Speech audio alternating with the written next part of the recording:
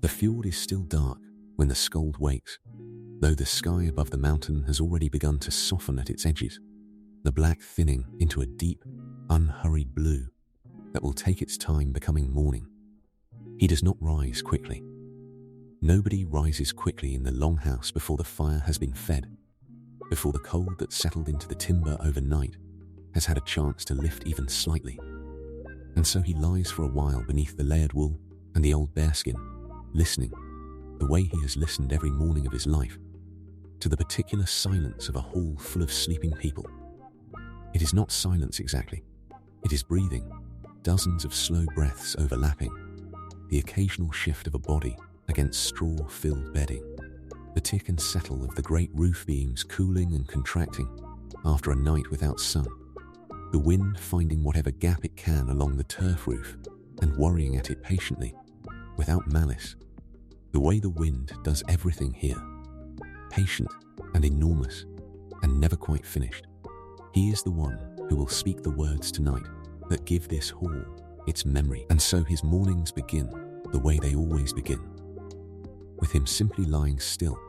and letting the shapes of the room resolve themselves out of the dark, the long hearth trench running down the center of the hall, its coals banked under ash, but still faintly orange at the deepest point, a low pulse of heat that never fully leaves the building, even in the coldest months. The rows of sleeping benches along both walls, draped in shadow, the great carved posts holding up the roof, each one worked by hands long dead into the shapes of beasts, and knots that the firelight will bring back to life once the flames are built up again. He knows this room by heart, the way he knows the shape of his own hands. And there is a comfort in that knowing that has nothing to do with excitement and everything to do with safety, the safety of a place fully learned, fully inhabited, worn smooth by returning to it every single night of a long life. The first sound that is not breathing or wind is the thrall boy tending the hearth, a soft scrape of an iron poker through ash, a few careful breaths blown across the coals, and then, gradually, a small orange bloom of new light pushing back against the blue dark, throwing a warm and moving glow up the nearest post, catching briefly on the carved eye of a serpent that seemed, for a moment, to blink awake along with the rest of the hall. The boy works patiently, feeding in small pieces of dry birch bark first, waiting for each to catch fully before adding the next, and the skald listens to the small, familiar sequence of sounds. This always produces the papery crackle of bark catching, a pause, a soft huff of breath, another small crackle, and finally the deeper, more satisfying sound of split wood itself beginning to burn. A sound like something settling into agreement with itself after a period of hesitation. He thinks, in these first slow minutes of wakefulness, of nothing in particular, or rather of many small things in loose and unforced succession, the shape of a cloud he'd noticed the previous evening that had reminded him, for reasons he couldn't fully explain, of an old telling about a whale mistaken for an island, the ache in his shoulder that has settled there for the better part of a year now and shows no particular sign of leaving, the vague, pleasant awareness that today carries no urgent obligation beyond the one obligation that structures every single day of his life, which is simply to be ready, by evening to speak. This kind of waking, unhurried and undirected, is itself a discipline he has cultivated over many years, a way of allowing the mind to loosen its grip on the previous day's concerns before the new day's concerns have fully arrived to replace them. A brief, quiet interval that belongs to no obligation at all. The skald allows himself another few breaths of stillness before he swings his legs down from the bench, feet finding the packed earth floor, cool but not cold. The floor itself warmed slowly over years by the same hearth that is only now beginning to wake again.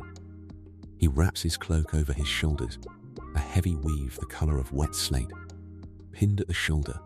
with a bronze brooch worn smooth by decades of his own thumb passing over it without thinking. The way a hand returns again and again to whatever has become familiar enough to no longer need looking at. Outside, the air carries the particular cold of a fjord morning, a cold that comes up off the water itself rather than down from the sky, damp and mineral, and touched faintly with the smell of salt and kelp drying somewhere along the tide line below the hall. He stands for a moment in the doorway just to breathe it in, watching his own breath rise pale and slow in front of him, watching the fjord itself lying flat and silver black between the shoulders of the mountains, utterly still, without a single ripple disturbing the surface,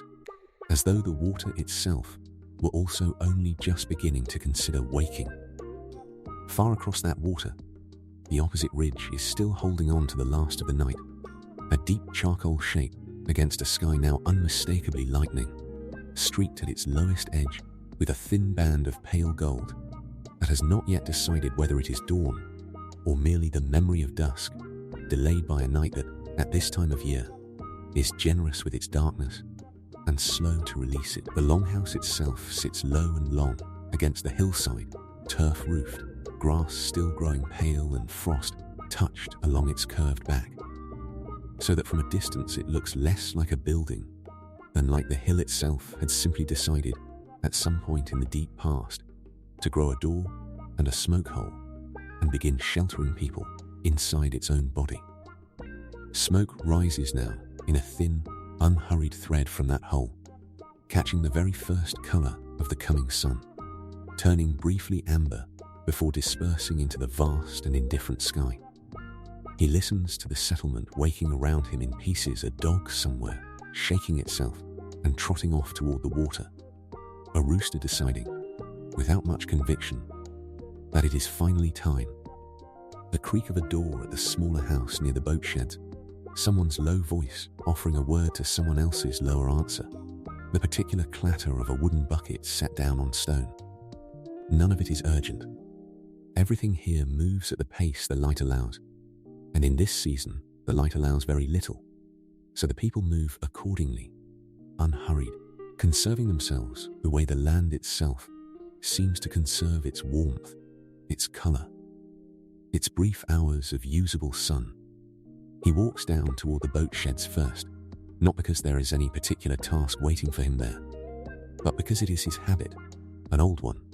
to stand near the water while the light changes, to watch the small fishing boats resting keel up on the shingle, their tarred hulls beaded with dew, their ribs visible where the tar has worn thin,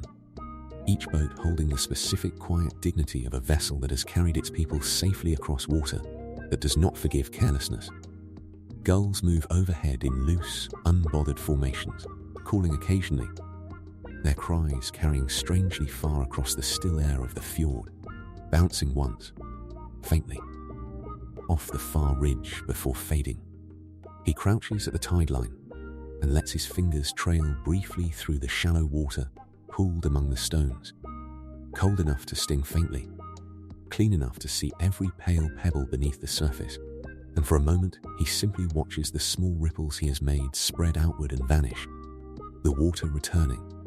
as water always does, to its own flat and patient stillness. He does not hurry back up the slope. There is a particular pleasure in lingering at the tide line while the light changes, in watching the way the colour of the water shifts by degrees too small to name in the moment, but unmistakable in memory afterward, black to charcoal to a deep pewter grey that finally, almost reluctantly, begins to admit a hint of blue. A heron stands motionless in the shallows near the far bend of the shore, one leg drawn up,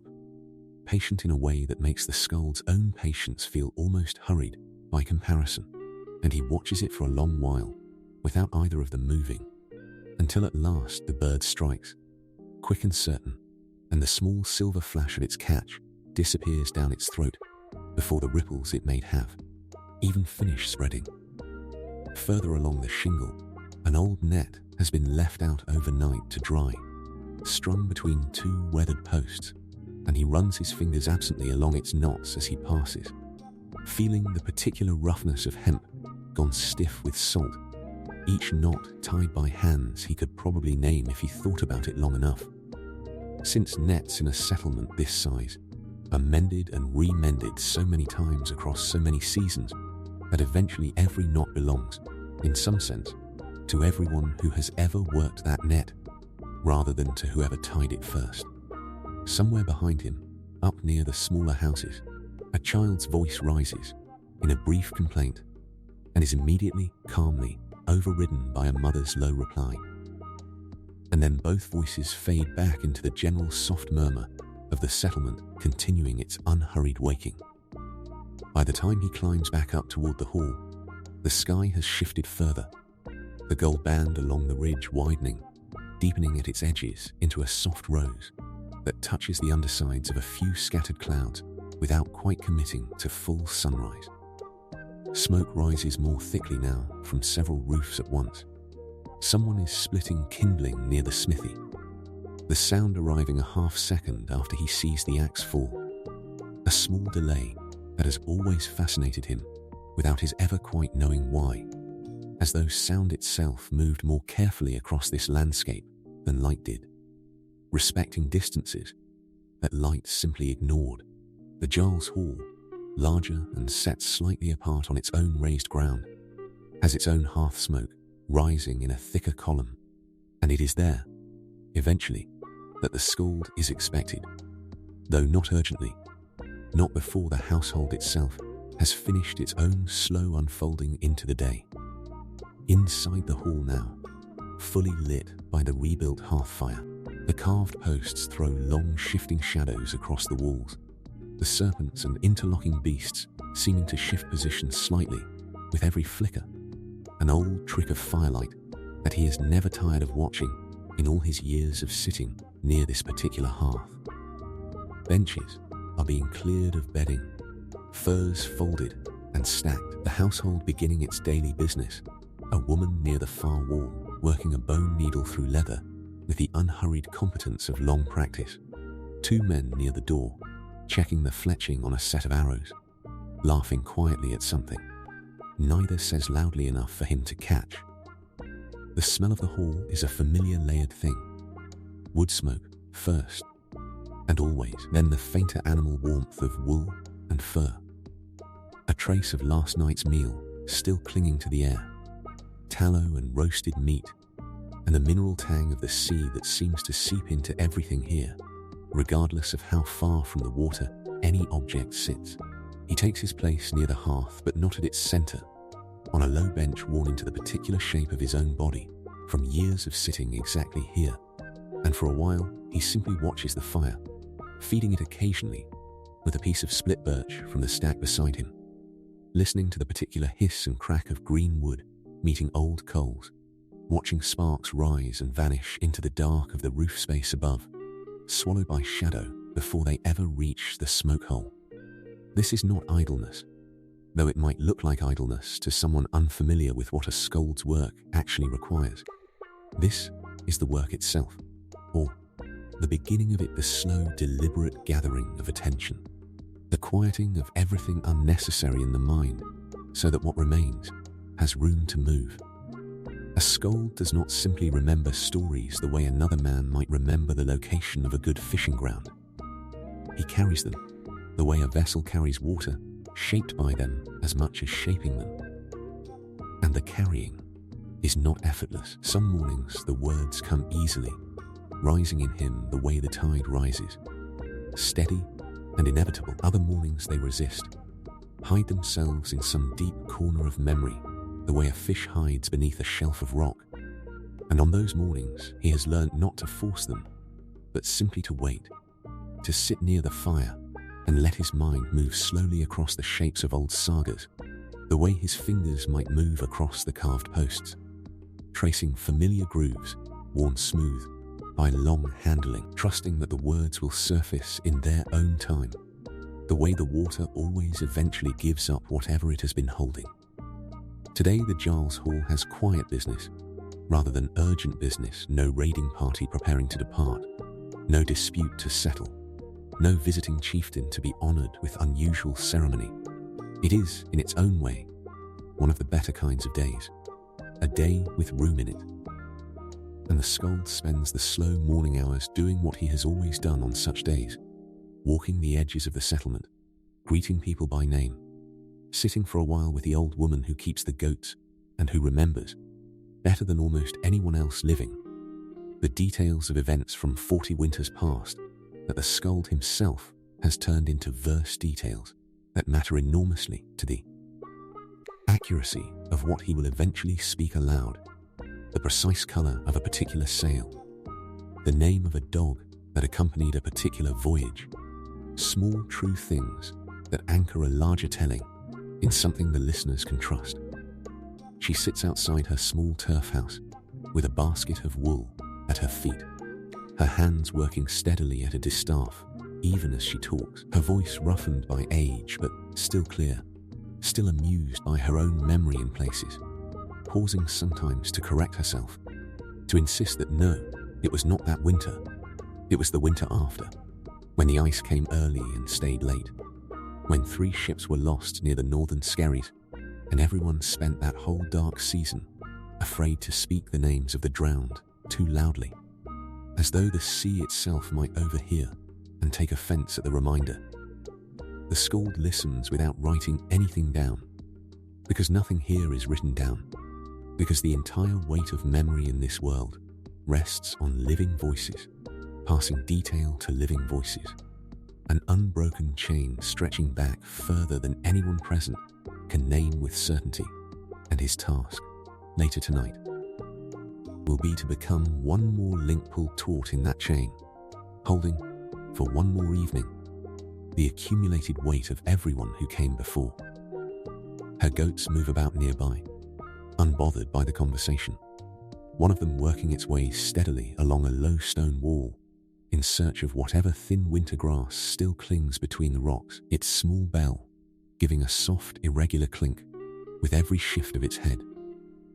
The old woman follows the skald's glance toward the animal and laughs quietly, says that the goat's grandmother had been exactly the same, always reaching for the one patch of green just out of easy reach, rather than the plenty sitting right in front of her, and that she had told the story of that very goat to a visiting trader some 20 winters past, who had laughed so hard at the comparison to his own restless nature that he'd given her a length of good red cloth simply for making him see himself so clearly in an animal. The skald turns this small memory over for a moment, the way he turns over most small memories offered to him, testing whether it might someday earn a place in a longer telling, some future evening, when a story needs exactly this kind of brief, warm digression before it returns to weightier things. She asks him, as she often does, whether he still remembers the shape of the words exactly as her own mother once told them to her, decades before the skald himself had ever taken up the craft. And he tells her yes, mostly, though certain phrases have worn themselves into slightly different shapes over the years,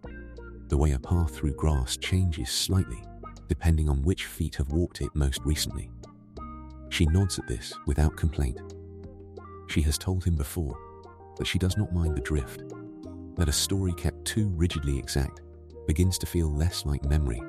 and more like a stone, heavy and inert, whereas a story allowed to breathe a little, to shift its weight slightly from telling to telling, stays alive in a way that matters more than perfect accuracy ever could. It is, he thinks, one of the wisest things anyone in the settlement has ever said to him about his own work, and he has never quite managed to say it back to her as clearly as she said it to him. The light through the middle hours of the day is thin and silver rather than warm, the sun climbing only a modest distance above the ridgeline before beginning, almost immediately it seems, its long slow decline back toward evening. He eats a simple meal standing near the smithy flatbread and a hard curd of soured milk, watching the smith work a length of iron that will become, eventually, a fitting for a new boat. The rhythmic ring of hammer on metal settling into the same unhurried pace as everything else in the settlement today. No rush anywhere, only the steady accumulation of small, competent acts across a short winter day. The smith works without looking up for long stretches, his whole attention narrowed down to the small glowing point where hammer meets iron, And the skald finds a familiar comfort in watching a craft so different from his own being practiced, with the same quality of total absorption that his own work requires. Though the smith's absorption produces something that can be held in the hand, weighed, tested against a whetstone, while his own produces something that exists only in air and memory, gone the instant it is spoken, unless it manages to lodge itself somewhere in a listener's mind. He has thought about this difference many times over the years, without ever quite resolving it to his satisfaction, whether a saga, being invisible and untouchable, is somehow less real than a boat fitting or a knife blade, or whether it is, in its own way, more real, since a blade can rust and a boat can be lost to the sea. But a story told well enough, carried faithfully enough from voice to voice across enough generations, can outlast iron and timber both. The forge throws its own small circle of heat into the cold air, and the skald lingers near its edge a while longer than the meal itself requires, watching sparks scatter and die against the packed earth floor, listening to the smith's apprentice pumping the bellows in a steady, practiced rhythm that has its own kind of music to it, not unlike the rhythm the skald himself relies on when shaping a line of verse. The same principle at work in both, he thinks, the same understanding that steady, patient repetition, sustained without flagging, is what eventually produces something strong enough to hold real weight. Whether that weight is a ship's hull or a hall's entire memory of itself. He walks on afterward, past the drying racks, where the last of the autumn's fish still hang in long silvered rows, past the small fenced plot, where a few hardy greens cling on stubbornly against the cold, past two men mending a section of fence, with the unhurried competence of people who have mended this exact fence many times before and expect to mend it many times again. Everywhere he walks, the settlement continues its quiet, unremarkable business, and he finds, as he often does on these midday walks, that this ordinariness is itself something worth carrying forward into his craft. Not every saga needs a storm or a battle to earn its telling. Some of the oldest and most trusted stories in his repertoire concern nothing more dramatic than a good harvest, a well-mended fence, a winter survived without any particular incident at all,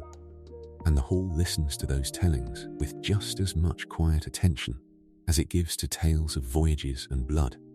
because safety and sufficiency are their own kind of triumph, quieter than glory, but no less worth remembering. By early afternoon, the light has already begun its retreat, the shadows lengthening dramatically, even though true evening remains hours away, the particular optical trick of a northern winter where the sun seems to spend far more time setting than it ever spent actually risen. The skald returns to the hall as the light turns from silver to a deepening amber, finds his bench again near the hearth, and begins, in earnest now, the quiet private work of shaping tonight's telling. He does not write. He speaks the lines under his breath, testing their weight, testing the way certain words fall against each other, the way a particular phrase might land better after a pause than crowded against the line before it. This is a craft built entirely on sound and breath and the patient testing of rhythm, refined over years until certain phrases have worn themselves into permanence, unchangeable, while others remain fluid, reshaped slightly with every telling depending on the mood of the hall, the season, the particular losses or triumphs the household has recently endured. He tests a few lines under his breath now, feeling for the particular weight of certain words against the hearth's steady crackle, adjusting a phrase here, letting another sit unchanged, because it has already found, across many previous tellings,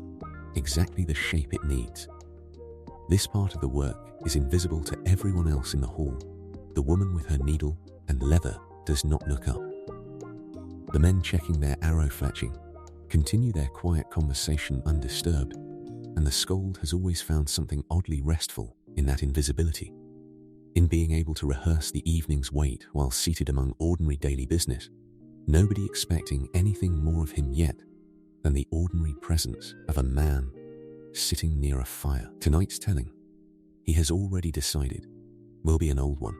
a voyage saga concerning a chieftain 3 generations dead, a story the hall has heard many times before, but never tires of hearing again, the way a person never tires of returning to a place that has always been kind to them. There is comfort in the familiar telling, precisely because everyone already knows how it ends. And the pleasure lies not in surprise, but in the shared journey toward an ending known and trusted by every person listening, a communal remembering rather than a discovery. And it is this that the skald has always understood as the true purpose of his work, not novelty, but continuity, the nightly proof that the hall's memory remains intact, that the dead are not forgotten, that the living remain connected to everyone who sat exactly here, on these same benches, listening to these same rhythms, across however many winters have passed since the first telling. As the afternoon light fails entirely, and true dusk settles over the fjord, the hall begins to fill in earnest. People arrive in from their various small tasks, the fishing boats returning, hauled up onto the shingle with the particular grinding sound of hull against stone that carries clearly up the hillside, the goats brought in for the night, their small bells clinking irregularly as they're herded toward their pen, the smith finally banking his forge, wiping soot from his hands with a rag before making his own way toward the warmth and light of the hall. Everyone converges, as they do every single evening, toward this one lit and heated building, drawn the way moths are drawn,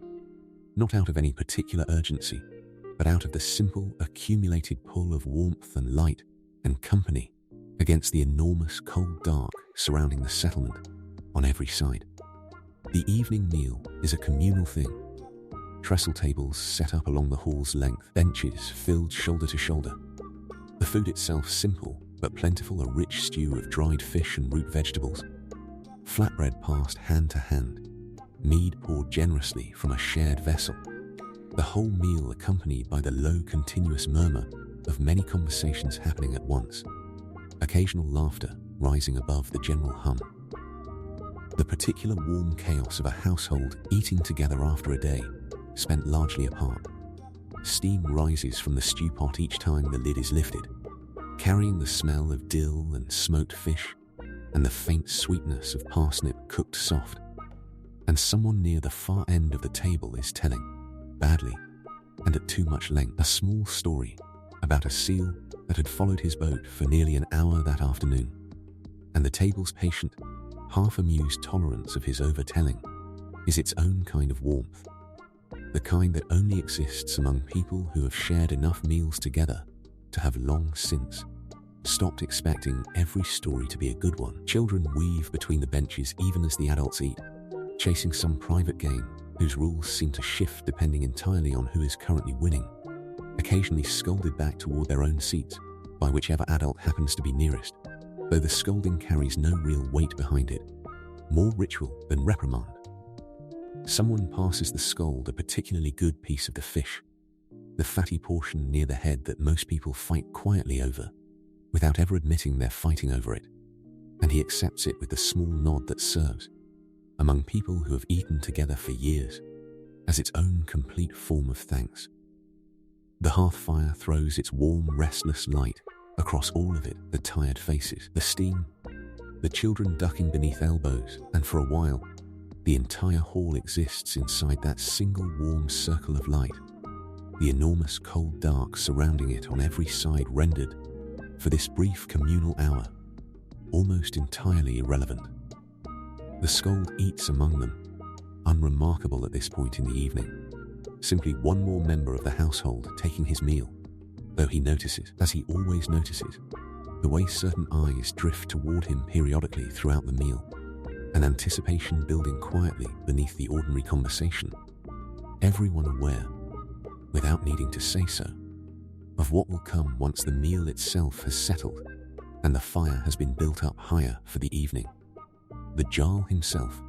seated at the hall's high end, with his wife beside him, gives no particular signal that the skald can identify from long habit, simply a shift in the room's energy once the meal plates have been cleared. A natural lull in conversation, that experienced listeners recognize as the moment. And into that lull, the skald rises from his bench, moves toward the hearth's warmest point, and stands for a moment in silence, letting the room's attention gather itself fully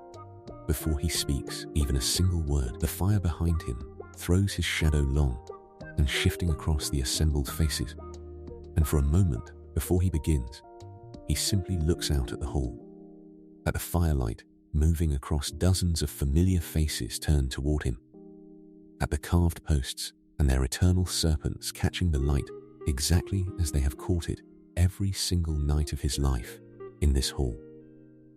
at the dark beyond the open doorway where the fjord lies invisible now beneath a sky that has begun, in the deepest part of dusk, to reveal its first scattered stars. Then he begins to speak, and his voice, when it comes,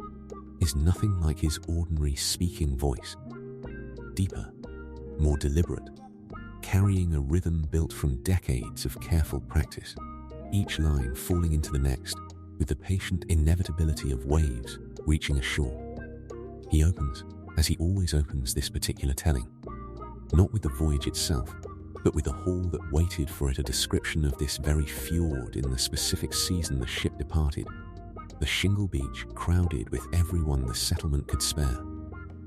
Wives and mothers and children standing at the tide line in a cold, not unlike tonight's cold,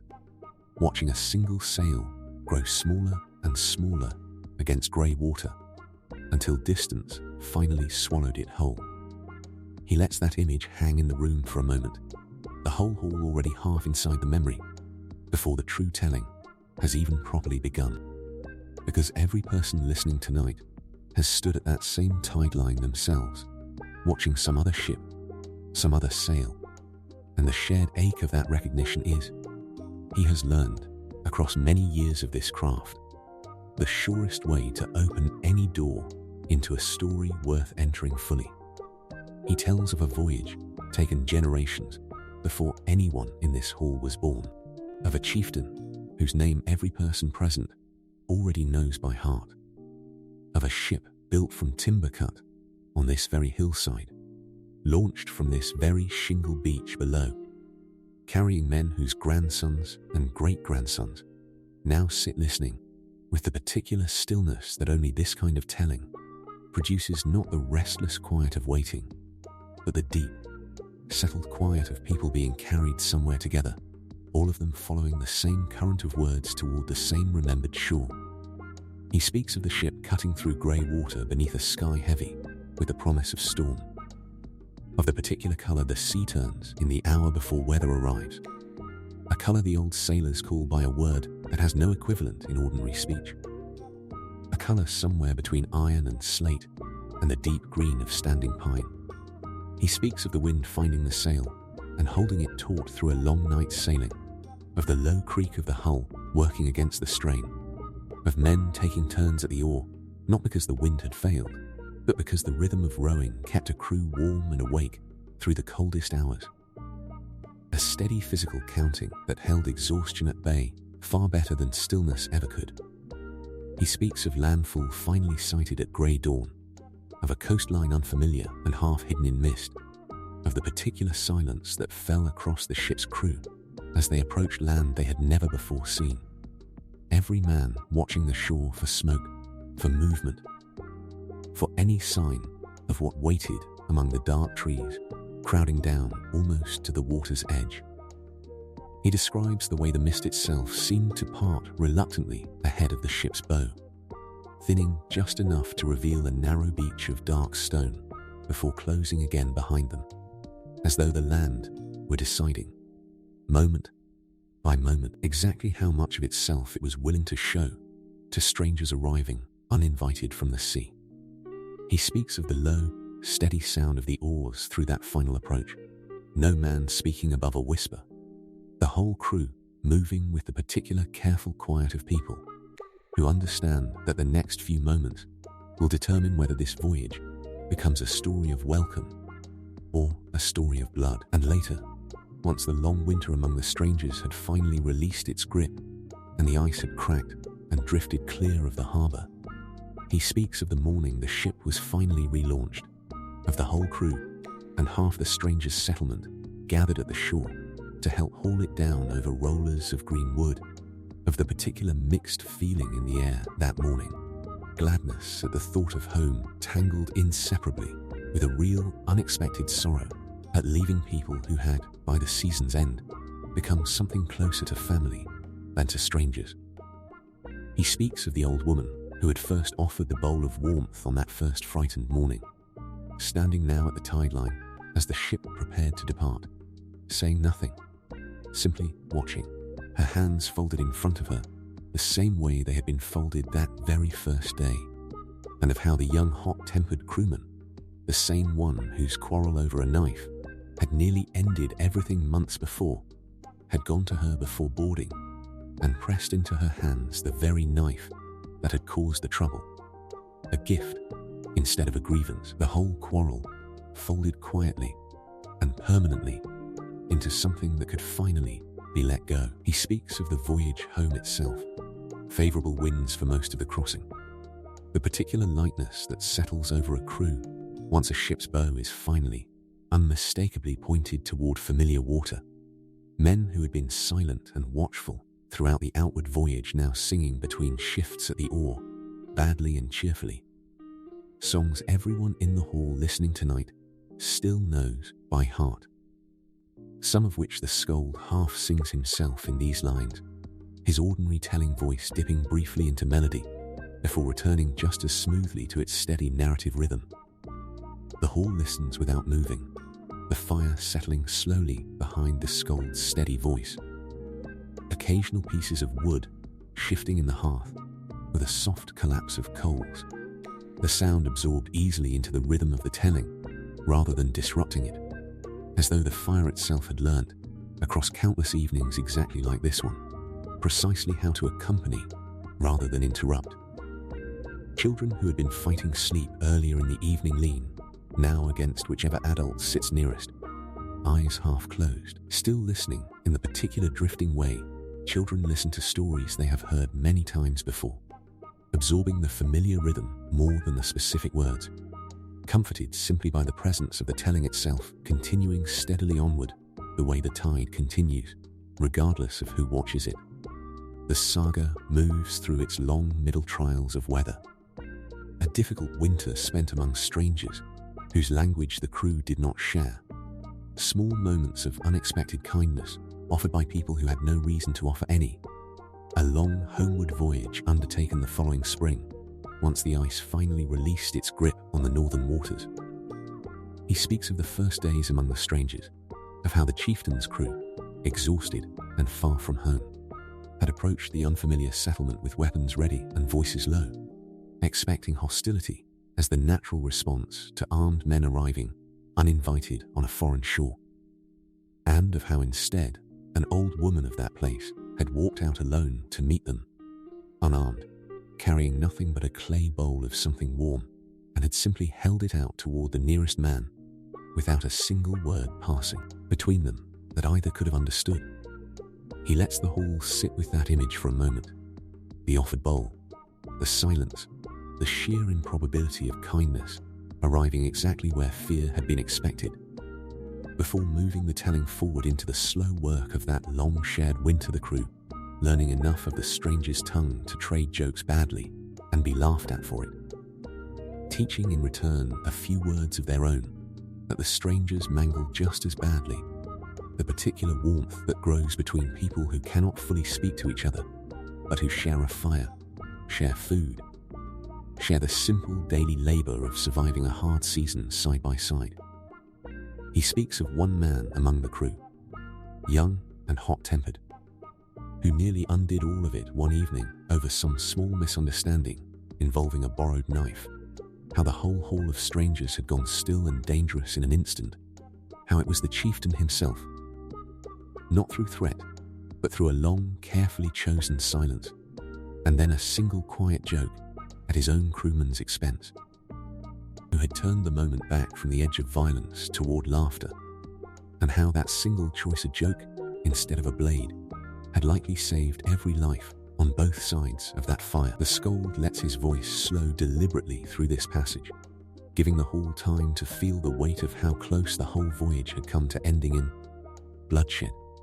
over something as small as a knife left too long unreturned, and how much of what makes a chieftain worth following lives precisely in moments like this one, invisible to anyone who only measures a leader by battles. 1. He speaks, too, of the deep boredom and homesickness of the later winter months, once the novelty of the stranger's company had settled into ordinary familiarity, of men carving small idle things from driftwood simply to occupy restless hands, of long nights spent by the stranger's own hearth trading stories neither side could fully understand, but both sides told anyway, gesturing, laughing at the wrong moments, and somehow finding it funnier for being wrong. He speaks of the first morning the ice on the stranger's harbour showed its first hairline crack, and of how every man in the crew had gathered at the shore to look at it as though it were the most significant sight any of them had ever witnessed. Because it was. Because it meant the sea would soon release them. Because it meant home had, at last, come back into the realm of things that might actually happen, rather than things merely hoped for. The skald's voice rises and falls with the material, quickening during moments of danger, slowing deliberately during moments of quiet reflection, and always, beneath every shift in pace, maintaining that same underlying rhythm that the hall has absorbed so thoroughly over the years that even the smallest children seem to anticipate, on some level beneath conscious thought, exactly when a pause is coming, exactly when the voice will drop lower before rising again. Eventually, the saga reaches its ending, the ship's safe return, the chieftain reunited with a wife who had spent the entire winter uncertain whether she was already a widow. The particular quiet joy of a homecoming that asks for no elaborate celebration because the mere fact of safe return is celebration enough. The skald lets his voice soften into the final lines, the pace slowing further and further until the last words fall almost as quietly as a held breath finally released. And then there is a silence in the hall, brief but complete. Before the natural sounds of the evening resume, someone shifting on a bench, the fire settling again, a low murmur of appreciation passing from person to person, without any single voice rising to properly break the spell that the telling has cast. For a while after he finishes, nobody moves to speak to him directly, and this too is part of the old unspoken pattern of the hall, a kind of respectful distance offered automatically to a teller who has just spent himself fully, the same distance a rower might be given after a hard pull against current. A moment to simply breathe before being drawn back into ordinary company. An old man near the hearth's far side raises his cup slightly in the skald's direction without a word. A small gesture the skald returns with an equally small nod. And somewhere further down the hall, a young girl who cannot have more than 6 or 7 winters behind her whispers something to her mother that makes the mother smile and glance briefly, warmly, toward the skald's bench. Though he cannot hear what was said and does not particularly need to, the skald returns to his own bench, and the work of his evening is largely finished, though the hall itself continues on around him for a while yet. The fire built up once more against the deepening cold outside, a few quieter conversations resuming. Someone bringing out a small harp to play something gentler beneath the general settling murmur of a household beginning, slowly to prepare itself for sleep. He watches the fire without really watching it,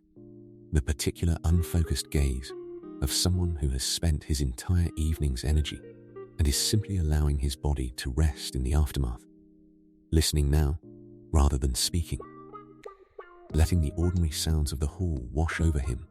the way the sea washes steadily against the shingle below, a sound so constant that the ear stops registering it as separate from silence itself. The harp player, a young man not yet skilled enough to be trusted with anything but the simplest tunes, works slowly through a melody the skald has heard 1,000 times before, missing a note here and there without any real consequence. Since nobody in the hall at this hour is listening critically, everyone's simply grateful for a little more gentle sound to carry them the last stretch towards sleep. A few of the older children have already given up the fight against their own heavy eyes, curled now against whichever adult sits nearest, and one of the dogs has worked its way close enough to the hearth to have its fur nearly steaming faintly in the warmth, utterly unconcerned with the 6 or 7 people who have to step carefully around it. Outside, when he finally steps out briefly into the night air before settling for sleep, the sky has cleared entirely, and the stars have arrived in their full winter density, an uncountable scattering across a black so deep it seems to have depth rather than mere flatness, as though a person could fall upward into it, given the slightest lack of care. The fjord below lies utterly still,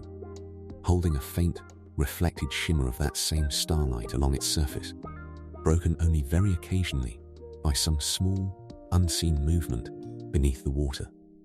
The cold is sharp now, fully arrived, and his breath rises pale and slow in front of him, exactly as it did that morning, the whole day having traced its quiet arc from one breath cloud to another, from one stillness to another. The fjord, and the sky, and the fire, all having completed, once again, their unhurried daily cycle. He stands a while longer than strictly necessary, watching for the particular shifting curtain of pale green light that sometimes, on the clearest and coldest nights, unrolls itself slowly across the northern sky. A phenomenon the old stories describe as something between fire and water, neither quite flame nor quite light reflected on water, but something else entirely. Something the sagas have never fully managed to capture in words, despite generations of skalds attempting exactly that. He remembers, standing here, an old telling passed down from a skald, 2 generations before him, describing that light as the shimmer thrown off by the shields of warriors long dead, riding somewhere beyond the visible sky in a hall even grander and warmer than this one. And though he has never fully believed the literal shape of that image, he has always loved the feeling underneath it,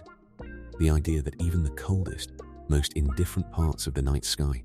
might still be in some fashion inhabited by memory, by continuity, by something that outlasts any single life.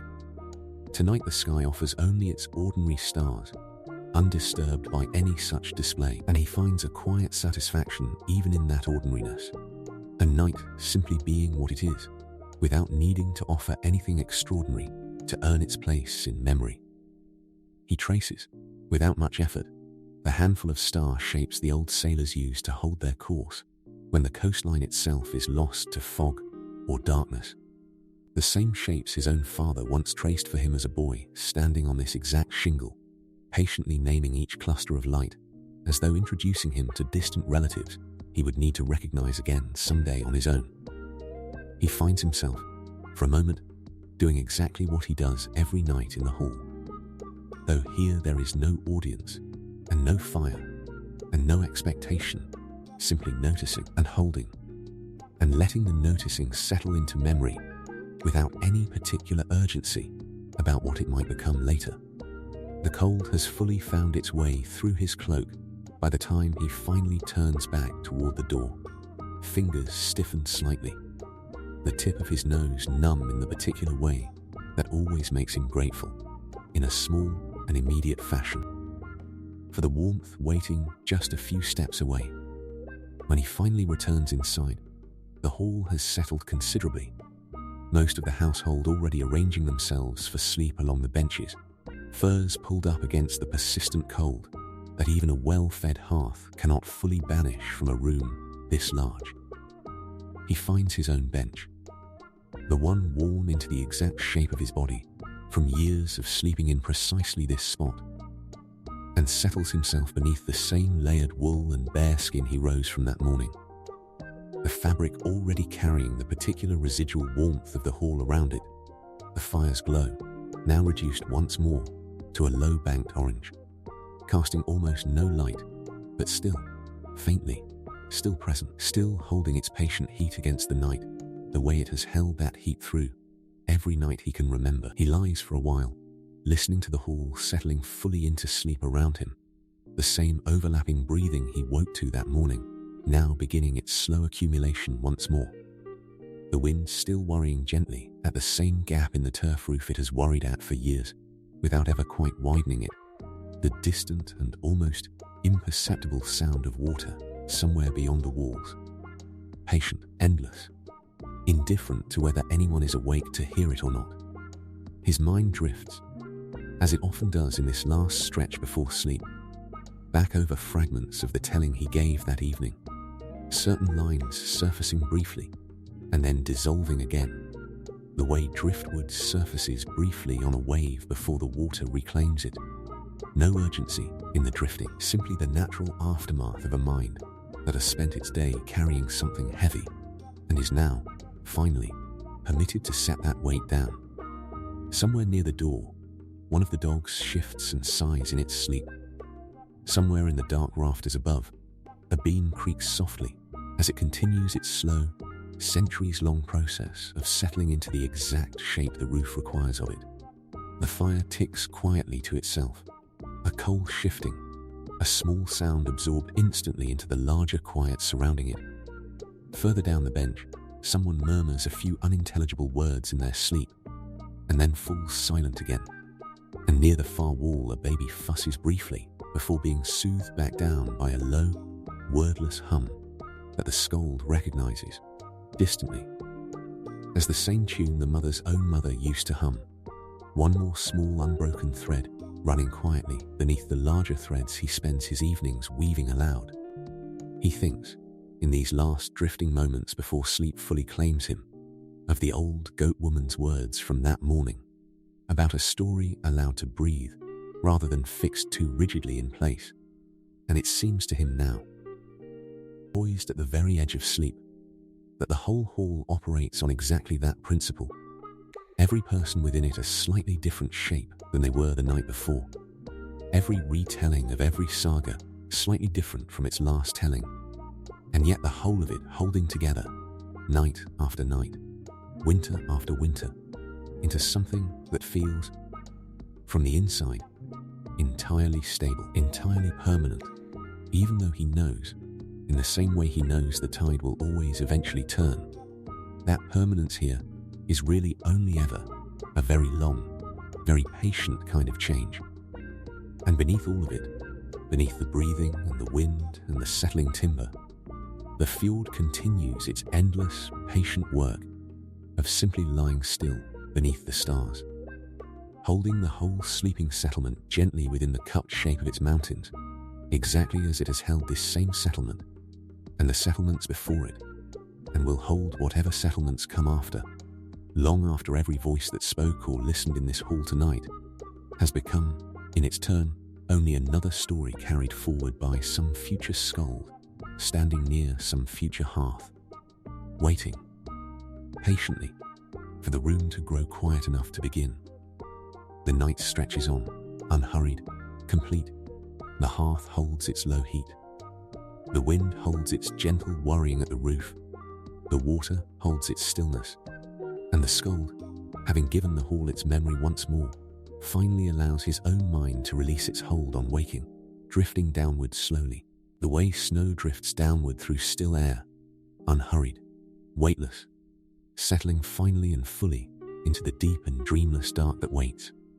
Every single night, at the far end of even the longest telling, the fjord does not move, the stars do not move, though they seem, very slowly, across the long hours, to shift their positions above the black shoulders of the mountains, tracing the same patient arc they have traced every clear winter night since long before this hall was built, and will continue tracing long after its timbers have finally returned to earth. Inside, the household sleeps, breath overlapping breath, the fire holding its faint orange pulse beneath its blanket of ash, warmth radiating outward in slow, invisible waves that touch every sleeping body in the hall equally, without preference, the way warmth always moves when given enough time. and enough patience to simply spread. Far above the